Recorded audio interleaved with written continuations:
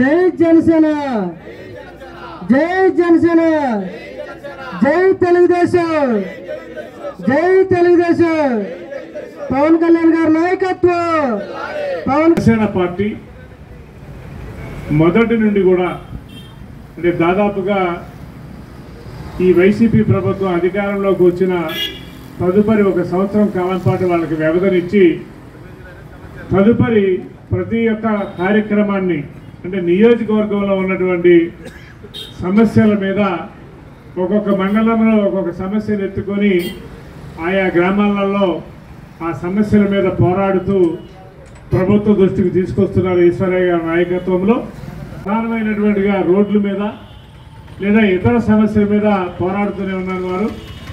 తదుపరి మిత్రపక్షంగా మేము కూడా కలిసిన తర్వాత తెలుగుదేశం మరియు జనసేన ఉమ్మడి నాయకత్వంలో కూడా ఒకసారి భారీ ఎత్తున జనగరగూడెం గ్రామంలో నిరసన కార్యక్రమం చేపట్టాం.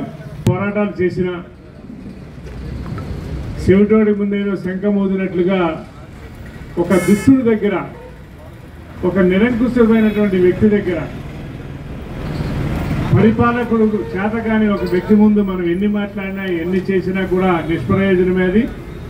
ఈనాడు ఈ పోరాటం జనసేన నాయకత్వంలో చేస్తున్న తర్వాత ఒక్క పని కూడా నాకు తెలిసి మరి వాళ్ళైతే చేయలేదు. జనసేన పార్టీ ఆధ్వర్యంలో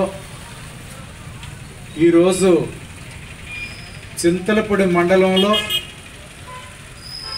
గత 5 సంవత్సరాల నుంచి ప్రజలు ఎదుర్కొంటున్నటువంటి ప్రధానమైన సమస్యల మీద సామూహిక నిరాహార దీక్ష చేయాలని చెప్పి జనసేన పార్టీ కార్యక్రమం చేస్తూ ఉన్నది.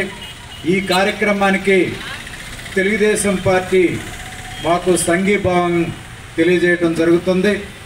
ప్రధానంగా ఆలోచించినట్లయితే వైసీపీ ప్రభుత్వం అధికారంలోకి రాకముందు ఈ మండలంలో ప్రధానమైన సమస్యలు బోయగూడెం నుంచి నామవరం మీదుగా సీతానగరం వెళ్ళేటటువంటి రోడ్డు కానీ గత 20 సంవత్సరాల నుంచి ఆ రోడ్డు నిర్మాణాన్ని ఈ ప్రభుత్వాలు పట్టించుకోలేదని జనసేన పార్టీ ఆధ్వర్యంలో పాదయాత్ర కూడా చేసి ఈ ప్రభుత్వాన్ని మేల్కొల్పడానికి ఒక బ్రహ్మాండమైన కార్యక్రమాన్ని జనసేన పార్టీ చేయడం జరిగింది.